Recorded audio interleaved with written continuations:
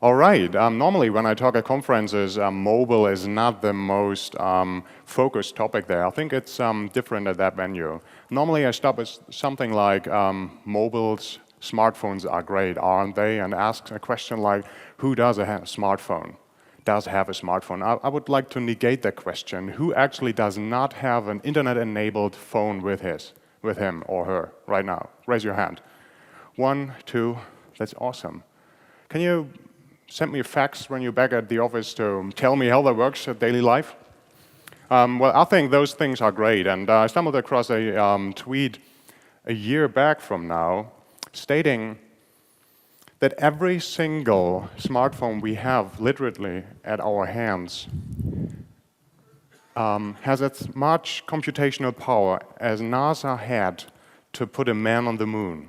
And that's been years ago. Now, with all that computational power we have here in our pocket, we put birds into pigs. And that is fun and that's awesome. But I think mobiles are more about real business, and they extend our lives, and it's not only games. So we are here at Mobilism, and I assume that most of you are somehow web-related, aren't you? So who does something around the web? Who has done mobile applications or websites? That's nearly most of you. That's amazing. Who of you is a coder? Does programming for a living, or at least knows how to look at code? Okay, that's roughly half of the audience. What I'm going to do is I'm addressing web developers during my presentation, and since I'm a believer in live coding and live demos, will hack some code during the session. Don't be afraid, there will be nice pictures, but you have to follow the code. And if there's something unclear, just shout and raise your hand and ask a question, okay? So at web conferences like this one here, people are used to HTML5, and they know what's going on in the browser, and they typically claim that the future will be in the browser. Yes, and that's right. That's the future. And well, there are some things that are already running in present. Who does not know that WebGL demo here? Raise your hand, please. Does not know. Well, that's a third maybe. This one runs on WebGL. That's hardware-accelerated 3D graphics in the browser where you program with JavaScript. Well, this looks like a still image, but in fact, you can rotate this. You have refraction, you have shadows, and in that particular simulation, you can even drag that ball, animate it, apply gravity so it bumps back into the water. You have, as I said, refraction, reflection, physics, all this is running live without any native code here. And that's today's technology. So that's WebGL, and people normally, well, I know you're used to that stuff, but people normally are just blown away what's possible in today's browsers. Yeah, that's true. That's a desktop browser. So what's actually possible on a mobile browser then? And to discuss this, I took a magazine that's entirely built on top of HTML5 magazine. Actually, it's from Germany. It's A-side. Very cool piece of technology. It is no native code at all. It's purely HTML5, and you install it just by placing a bookmark on your home screen. Now, watch that video carefully. It's been recorded when it first came out, running on an iPad 2, at that time the most powerful tablet browser. Nevertheless, it's not that smooth as you would expect an iPad app to be. So whenever you scroll, whenever you tap something, there's a lag. When you turn from landscape to portrait, it takes a while so it can accommodate to the new layout. When you push the button here to play a video or to zoom a photo, well, that works pretty well. But here you see software rendering for 3D graphics. It's lagging all over the time. Technology-wise, it's interesting. Nevertheless, it's not what you would expect from a full-featured tablet application. So I would say, the web made pretty good progress over the last years, but it still cannot compete with native when it comes to all different features. Now, I don't want to continue that native versus web debate over here, just a starter to get things running. All right, so What's so great about the web anyway? Why are you doing that? What's the web? Why don't you, all of you, just program in native code and Objective-C and Java? You are thinking about things like this: browser quirks, different implementations, vendor-specific prefixes, and that's web. And this is your daily business, and don't tell me that really is better than doing native code. And James told us that they have a native application of Facebook. Well, that's only half of the truth. Parts of their application is built with web technology. So why is that? Why did they build the timeline in HTML or the details of a contact in HTML, but want to have a native app at the same time? And then there's another perspective, and that's the user. The user doesn't care at all. Well, the user just want to have a very gorgeous user experience, and that's why the iPhone was so successful in the first place. It was way better than anything else out there at that time. So the user experience really is king, and user experience means user had been educated how things work and expect something from that device. So by now, whenever they talk about something, and so did Jason a few seconds ago, they had this app in their TV. They'd been taught to download apps from the App Store or something similar, but not browsing Google to have something that's running then there on the browser. So we have the developer's perspective and the user's perspective. What does the developer think? Well, the developer thinks, gosh, there are so many platforms out there. Well, that was last year. By now, some of them just vanished away. Still, we have a few platforms, and then we had serious server outages and riots, and so some platforms were burned by the press. And we have three, in my personal opinion, three remaining potential large platforms out there. So we have Android, iOS, and maybe Windows Phone as the most prominent platforms for the end user. And the developer somehow has to address this. So in that case, he has to write C# code, being native, Objective-C and Java, and that's not that easy to manage. So what do? Right, we build web. Since web is supposed to run anywhere. Okay, so we have web apps, and this is some talks here always repeat themselves and tell us how we can do web applications with web technology. So this is what I'm only rushing over here. We have features like HTML5 and CSS with media creators and so forth. We can look at the various resolutions at hand, and even without the JavaScript APIs that are evolving at the moment, we already have URL schemes that allow us to start a phone call, start a email, and all this just with the inherent feature, a hyperlink on the website. So that's HTML. How does it look like from an architecture perspective? Traditionally, you had a server. That server has files and all the logic and all that stuff, and your browser is really a dim piece of software, just requesting information from the server and rendering it.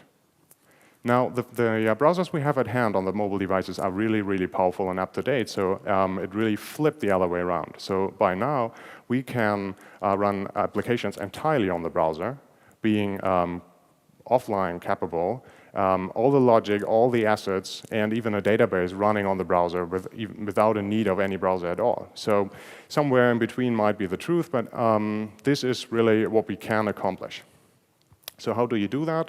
There are some people here programming responsive web. Yes, you can do this, but you can also rely on frameworks to not repeat what everybody else already did. I personally got the impression that those frameworks pop up each week, so we have plenty of those frameworks at hand. And there are, well, two different kinds of frameworks we can use to build such mobile web applications. And I would put them in two different categories. One tries to do a declarative way of building applications, like CSS does, and the other one chose a programmatic approach. So jQuery here and Sencha Touch are my examples. Even though there's more code on the right-hand side, it doesn't mean this is verse or more verbose. Well, it is more verbose in some cases, but it's also more capable in others. These are completely two different approaches. And to stop me talking, I would like to switch over to a live demo to demonstrate that. So I do have the demos here. And I would like to start with jQuery Mobile. So jQuery Mobile, that's the local version. And I'm opening the web version here. jQuery Mobile enables you to build a responsive website that looks well on the mobile. And I will show you how the source code looks like. So can you read that in the back? Yeah? All right. So you're building unordered lists with list items, and you put some attributes just into that tags. And with the help of that framework, it renders like this. So you have then a list that's clickable, large enough for your thumb. You will have on wider screens and different layout, and it's really easy to use then. But don't be a fool here. It's not only JavaScript. If you look carefully what's happening under the hood, it really modifies your DOM here. So if you look at what happens in the end is, once you run that framework, each individual list item becomes a whole hierarchy of different elements that can be styled individually. Yes, that's a benefit, but also it's a bit difficult to wrap your head around what's going on under the hood. So, well, even though it's declarative, they modify your code and make changes you might not be aware of in the first place. That's one approach. Another approach, and that's more for the programmers among you, that's Sencha. So I'm running here a Sencha example, again, just an ordinary list. And, well, I think you can you click it? No, it's just an ordinary list. And if you look at that source code, opening that in TextMate, that's it. So here's the body. Well, the main difference is there is no document you describe. Instead, you're describing your whole application with code. So I'm opening the source code that's responsible for that. That one here describes in the very end a view consisting of a list where the data comes from an array configured somewhere over here. And that's statically written, but they abstract away where the data actually comes from, so you can easily attach it to a server backend, do progressive loading, and so forth. But you're forced to do it in a programmatic way. And these are two different paradigms competing with each other. Both of them are eventually render a DOM in the browser, but you as a developer either program declarative HTML or do JavaScript coding. A lot of people tell that the browser is not suitable for games, especially on mobile. Well, that's partly true. There are a few engines out there, and I would like to present a technology called Impact.js. Impact.js is completely browser-based, at least that part I'm going to present here. So in order to present this, I'm using that external camera over here. It's sitting on the desk, filming my iPhone. Take some time to adjust. Well, that looks pretty good, I think. So that's really here my iPhone. If you look at the camera, so I can. I just put a bookmark on the advertisement, and I now can use the touch elements here. So I can push a button. Well, that's a jump button. Run here. The shaking really runs in the engine. The particles do as well. I can jump and run. I can shoot and fight the animals. Yeah.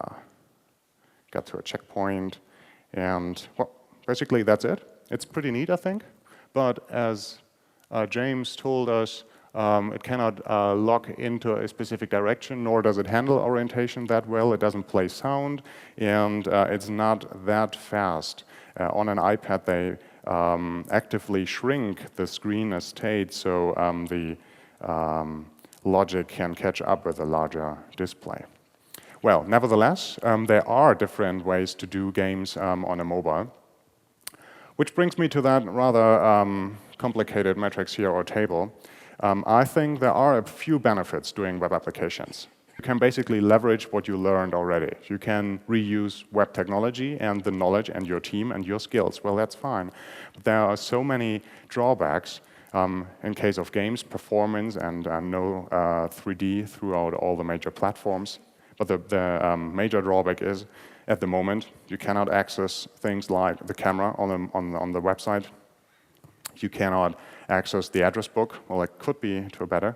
And, well, there are some other things like there's no background processing, and that means that you cannot push information to a website that's not running at the moment. And things might evolve over time, but at the moment, these are the limitations. All right. There's another category, and we heard some of this already in the RIM talk, and that is hybrid apps. Back to the architecture, the idea here is you still rely on JavaScript and the browser, but that's not the system browser you're looking at. Instead, you build your own native application that's running a full-screen browser, and whenever you want to do something JavaScript and HTML itself is not capable of, you ask your very own Chrome, your outer shell that's natively written, to do it on behalf of the web thing. And once it's done, it goes back. Does it make sense? I will show you that in action. And we do it ourselves this time. So I'm going to another example, that one here.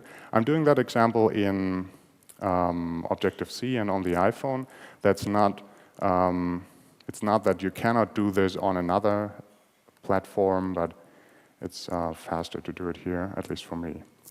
So we have a single, where am I? That's wrong. OK, so we have a single website here. That's our own application, and we deliver our web content ourselves. That's the HTML file. And the application does nothing else but run that web page in a full-screen browser. So I'm having that application here.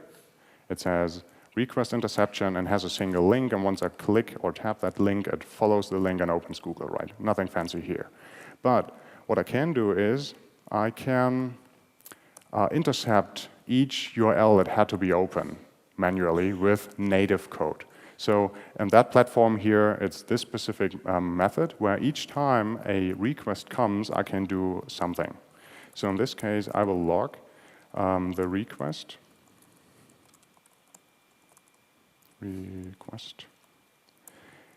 And there's a specific a kind of requests, something I'm invoking programmatically and others people would like to have by clicking on things, and I'm concentrating on the latter. So I'm saying whenever the navigation type will be UI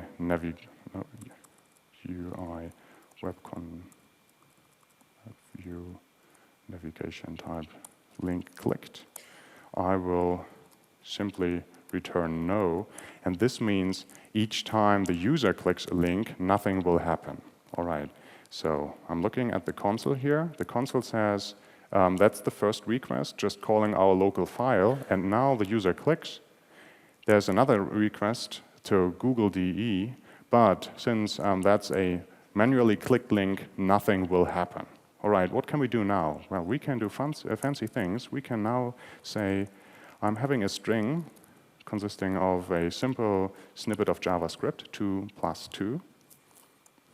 I'm having another string called result, and this string will be built by, built by going to the web view we are currently dealing with and evaluating that specific part of JavaScript. So it now will evaluate 2 + 2 and will store the result in another variable, and I'm logging that result so we can look at it. All right, I'm clicking. Here's the request. It's still Google, and now it says 4. Wasn't that awesome? The cool thing here is that piece of JavaScript is running in the context of the web view, whatever that context currently is. So I can not only call JavaScript functions that are sitting there, well, there is no function. I could inject new functions or could modify actual state. I'm doing this now. So I'm saying document body inner HTML plus equals a new headline, hello world, closing that string, running this. And now each time I'm clicking that link, I get new content on my page, even though there is nothing I've written originally on that page. Now, think about that. You could easily wrap this in a JavaScript API, so it's not a URL you are calling with Ajax or something, but it's just do something natively. And then I parse the request, so I'm looking at the actual URL. If it's Google, do that. If it's please vibrate, do that. If it's please give me a photo and pass it back as UI encoded image, do this. And this is basically how different frameworks try to bridge the gap between your web application and your native code. Now, building this all yourself is cumbersome. So there's a framework called Cordova. That is the technical term for the technology behind PhoneGap. And PhoneGap does exactly this. They have a queue of events they pass each time when a URL has been called, and it's quite similar to what we did so far. And what they do for you is they build the native shell that runs on different platforms. So you can concentrate on building just your own web-based application. And whenever you need a feature that's not available, say a photo from your camera or the address book, you can just call their API, and it will, under the hood, do whatever is necessary on the various platforms. That's interesting. This is how on their showcase page application look like. Well, do you recognize the platforms? Those are native apps running on different platforms. Well, the left one is iOS, the right one is Android. Or here, I think it's from left to right, iOS, Android, and BlackBerry. The problem now is, now that you have that shell that can execute native code and can even communicate with the outer world via Bluetooth and so forth, the problem is your content is still being rendered in a browser, and you are responsible for the look. The user downloads a native app and expects it to behave like a native app, and you as a developer are responsible for this. So I would like to give you another demo showing how this works in real life. I'm trying to access the address book from a web page. So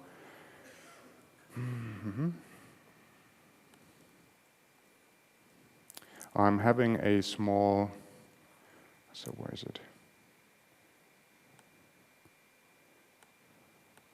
Let me just open it first to check whether that's the right application. Oh, yeah, it is.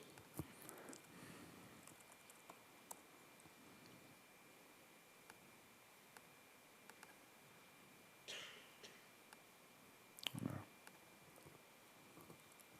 So what did I write here? Contacts, and then space. So I do have the index HTML here. It's pretty straightforward. Once I click on the headline, it will invoke a JavaScript function. That function will apply a search, and it does so by going to some API that's introduced by PhoneGap. Now, I can read that documentation. And if you go to that documentation site, it will tell you about how to access the contacts, and it will also tell you that a contact has an attribute called display name. Well, the problem with display name is, so I'm on success, I will iterate over all the contacts, and let me show you what's happening here on my phone. I do have 2 contacts on that phone. That is first myself, and the second is PPK. And I'm running that application, click on that, and it says null and null. All right, I could debug this page since it's HTML and JavaScript on my browser, but the problem in the browser is there's no no PhoneGap API then. So how do I do this? And tomorrow, Remy will have a session, it's tomorrow morning, I think, about debugging. All I will do for now, since we are short on time and started later, is I will fix it. So if you look at the documentation and look further, you find quirks. And here are iOS quirks. Even though we have a powerful framework at hand that abstracts away all the native access, that didn't manage to abstract away the different quirks of the platform. So now that I can access the address book, I have to carefully look at the data that's provided, and on iOS, display name doesn't work. Isn't that great? So I not only have to take care how it looks like on the platform, I also have to take care what the framework delivers. So in that case, it's name formatted, if I remember correctly, even though the same code would perfectly run on an Android. So let me click this, and now it displays the name. So yes, there are frameworks that abstract away the hardware access, even though they are not abstracting away the differences in the platform. And still, you have to carefully design your app so it appears to be a native application. To bring that point across, I will switch over to a Windows Phone. Let me swap that device and find here a Windows Phone. Windows Phone only recently, with a Mango release and some great work from the PhoneGap team, introduced the ability to show you PhoneGap applications. Oh, it's a bit too bright, isn't it? OK, that's better. So that's a perfect Windows Phone. And for those of you who are not familiar with the UI, this is how a Windows Phone looks like. So you tap somewhere. There are other transitions as they are on an iPhone or Android.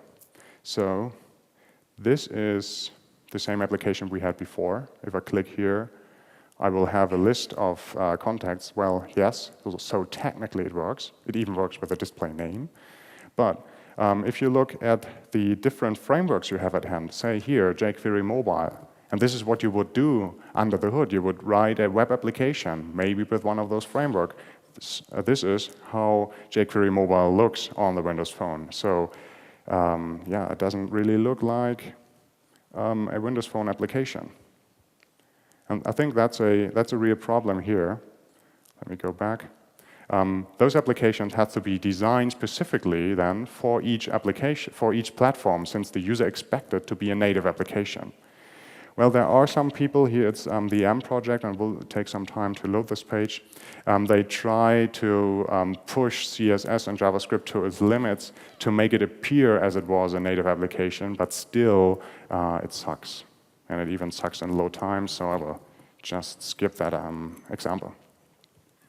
All right. So the remaining problem here is how do you debug all this? Again, tomorrow morning there will be a session with Remy. Remy will tell you about Winer, and Winer is an awesome tool that allows you to remote debug your device, even if it's not on the simulator, but on the physical device, and you can use your ordinary web inspector to at least look at the console and modify the DOM. At the moment, you cannot debug step by step, but maybe it's only a matter of time. Well, there are many downsides here for PhoneGap and so forth, but on the positive side, PhoneGap comes with a lot of plugins. And plugins enable you to leverage native capabilities on the various platforms. So you have, for example, ready for the major platforms a QR code scanner. Whenever you want to have a QR code scanned with your web application and want to deploy it on the or deliver through the App Store, you can just use one of the plugins, and it will work on at least BlackBerry, Android, and Windows Phone and iOS. They have this. Cool. So that's, in a nutshell, what hybrid apps are. Hybrid apps still are easy to implement since you can leverage your existing skills when it comes to web development, yes, and you can now access hardware, that's fine. But since the rendering happens in the browser, you are still responsible to make it feel and look like a native application. Hard to do since it's a browser. And second, the execution time is, well, it's running in a browser. Still, the logic is running in a browser, so you can hardly do computational intensive jobs with these applications. So you cannot really transcode a video with that kind of application. Whenever you want to do something like this, you have to do it on the native part and use plugins again, and then you lose your advantage. All right. can we do something against that? And yes, we can. And we just had a talk here from Kevin about Accelerator. Accelerator, staying with that taxonomy here, is what I would call an interpreted app. The idea is you have files, database, and your logic on your phone, same as with PhoneGap or hybrid apps, but you are not relying on the browser to render its content. And instead, what you do is do the same trick you use with the hybrid apps. Please give me a photo. You use now to build native UI. You just say, give me please a table, give me please a button. And on the various platforms, the runtime will take care to use the right native widget to do so. So I would say it's like PhoneGap without HTML and CSS. It's really just the remaining part, and that's your logic, typically in JavaScript, and in Accelerator it is. Accelerator runs on various platforms, not on all, and they have Windows Phone not on their roadmap. Nevertheless, I think it's among smaller others really the big thing when you go to interpreted apps. So I would like to present something by intention that's pretty awesome, and that is Wonderlist. Wonderlist was on the media for quite some time to be the most awesome app for running on Accelerator. So I'm now running here in Android. All right. So, and just to remind you, on the left-hand side here, I do have a to-do manager running with PhoneGap technology. This is how it loads up. Well, granted, that is not the most recent Android phone here, but I think, at least in Germany, it's quite popular. So, it's web-based. It doesn't fit perfectly. Maybe you see that here. The scrolling behavior is really beyond any limits. If you go to the journal here and go to a specific time, you see the back button at the top left. So people carefully crafted it as around Android. And it really sucks. And let me show you how it reacts on screen rotation. So I'm rotating now. Wow. So this is how PhoneGap looks on that phone. Now turn back. Yes. Thanks. And this is how Wonderlist appears to be. So it starts. You have the inbox here. And now look at this. When I rotate this and place the cursor into the text field. Oh, sorry. The alignment of the keyboard and the text field is perfect. If you turn it around, you will see that you have a shadow here on the keyboard so that you can still read the other items. And if you return it to the landscape here, it's perfectly fit to that specific device. And so I'm not saying that you cannot do this with PhoneGap. Well, you will have the common keyboard for forms on the web, but you can take into account the specific UI elements of the platform, yes. But it looks gorgeous compared to PhoneGap. Yes, I said it used to be on their websites. The uncomfortable truth is the Wunderkinder decided not to stay with Accelerator since they said you still cannot achieve that much polish as they wanted to achieve. And this is what I hear across the developer scene. They say you cannot customize your app enough, and that was a question back there stating exactly the same. Even though it's awesome what they did, you cannot completely reach what you can do with the native code, but it's awesome nevertheless. So it comes with an ecosystem full of, they call it modules, and they sell it for now, and it has some real cool advantages, mostly green here. And to fully present this to you, I will do another live demo, showing this in action, how it really works to build this with Accelerator. So Accelerator comes with an IDE built on Eclipse. And I'm running their kitchen sink example here on the Android emulator. That takes some time to fire up. All right, and it's a bit large. No.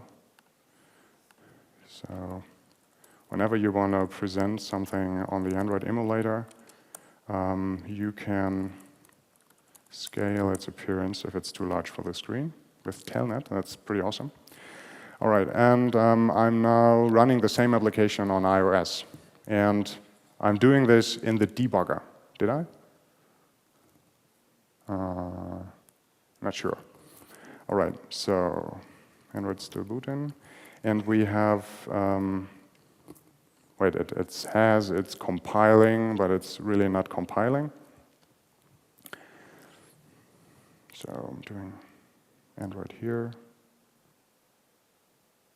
And iOS simulator should come up eventually. So the idea of Accelerator is to package all your different JavaScript files into their application. They have their native runtime, and each time you do something in JavaScript, like you did in Sencha, please give me a list. It then will pick the right UI element on the platform you're currently running on. And each time you change something in the state, it will hand over to the native part. If you click something in the native part, it goes back then to your JavaScript code where you can implement the logic.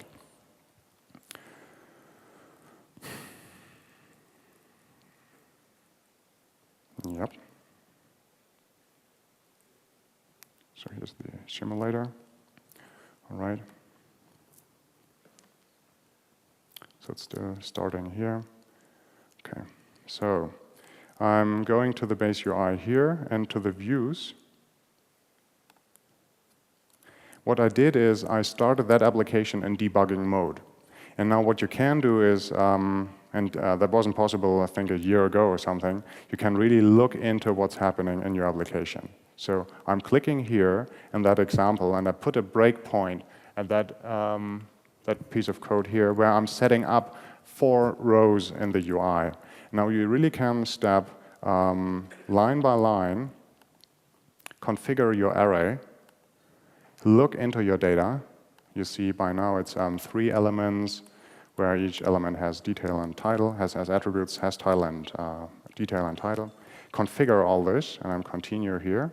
And I put another framework for the event handler of a specific row. So whenever you click on a row, your backend, your debugger can look at the event data and see X and Y coordinates, the index of your row, and so forth. As far as I know, Kevin might correct me, there's no hard deployment here, so you cannot change it, but I read on the roadmap that eventually this will be possible as well. And I think it's pretty awesome that you can use native UI really simply by writing JavaScript code. So, waiting too long, yeah. I will just restart that and continue with the presentation. So we will see the Android version in a minute. That's the risk doing live demos. Okay, so you have a great IDE. They are they bought Aptana to have a real cool application IDE here. You have JavaScript code still. You cannot really use your CSS and HTML skills, but you can at least program in JavaScript and CoffeeScript and so forth. The problem here is doing animations is not that good, since you cannot use CSS3 animations, and since your logic still runs in JavaScript and it's not compiled in any way, and it always has to marshal and unmarshal between those different worlds, real-time games are really a hard thing with that. All right, there are several frameworks here to do interpreted games as well. Impact has a version where it runs natively on a native app, similar to what PhoneGap does. All right, a fourth category, generated apps. The idea is, yes, you still have your logic and your media content and your files and so forth, but they are not put directly into your app. Instead, you push a magic button and it compiles down to native code. There used to be various frameworks doing so. Some of them are web-related. Particle Code was one of them. Accelerator bought them.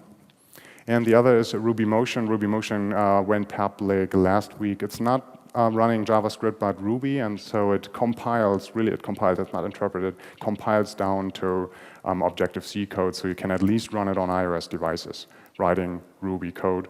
And that's interesting. The only player that really does what I've been talking about, doing JavaScript and compile it down to native code, is Unity 3D.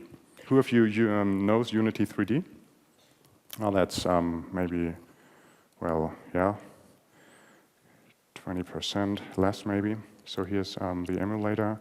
Let me show that kitchen sink example. If it fires up.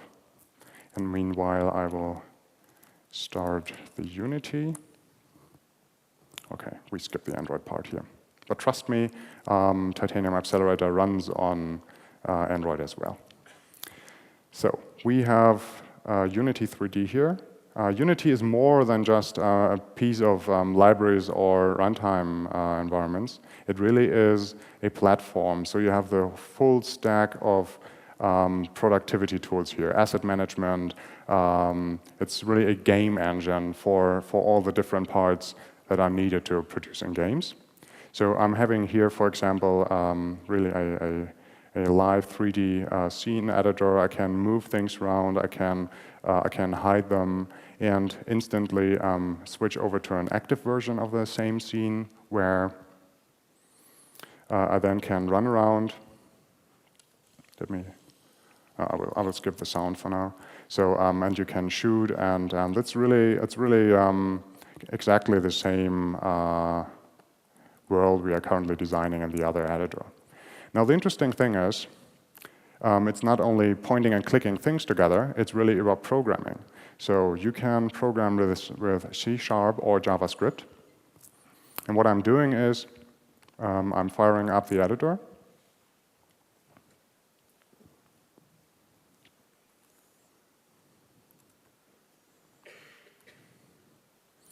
If you carefully look here, there's a flare at the end of the gun each time I'm firing. And now if I go to the developer, I will comment out that code. But first, I'm commenting that out. If I hit save, the scene will reload in a second. And now, at some point,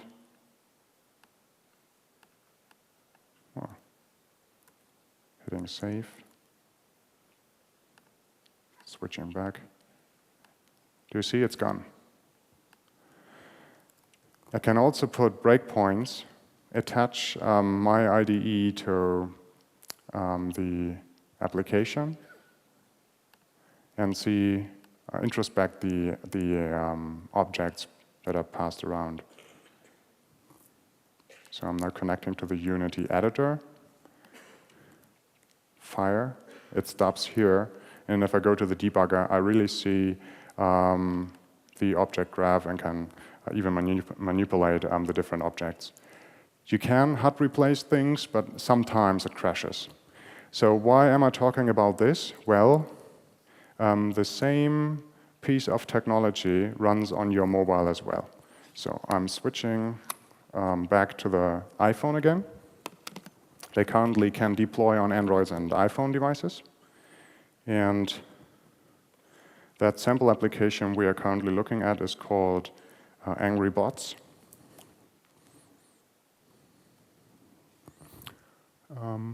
Should run in landscape mode. Not sure which direction, but it's basically the same application, yes. So maybe making this a bit lighter.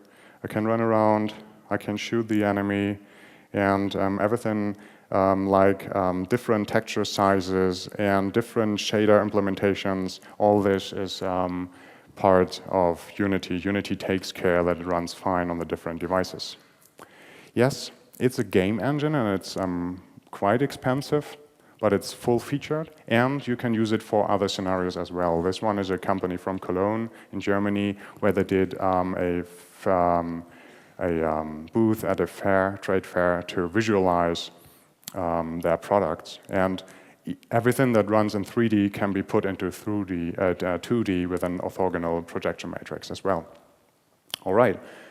So at least with that game engine, you gain some benefits. You can run games. It's fast enough to run on games since it's compiled down, but whenever you try to do real native-looking UI with that technology, you are lost again, since you are in the 3D game world and not in the native UI world with tables and tab bars and so forth. So it's really another purpose here. You are talking about games or rich media things. All right. And they don't have a Windows Phone port. So, cross-platform development with JavaScript technology.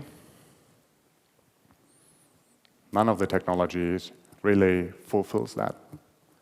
They have their drawbacks, they have their advantages, but really you cannot cut it with today's technology. And I would like to give you another perspective.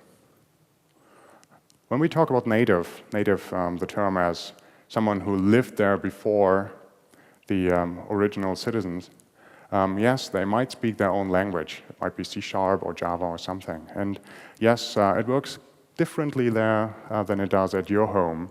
But only the natives can really leverage the existing resources best. They have these field skills and they can do it best. No one else can. On the other side, why are you talking web? The only thing is you want to save time, you want to save money, and you want to be more productive. So you think the web eventually will supersede the native counterparts, and your motives are only economically driven. And I would say you take both, as Facebook does, like the LinkedIn app does, like many other applications already do. You use native code where it suits best, and leverage your skills in HTML and the flexibility you have by embedding HTML-rich content where it's appropriate. And that is hybrid, maybe with custom solutions, not necessarily PhoneGap, but you really choose what fits best. It's not native, it's not web, it's somewhere in between, and that is possible with today's technology. All right, that's the end of the presentation. Maybe we have time for one more question.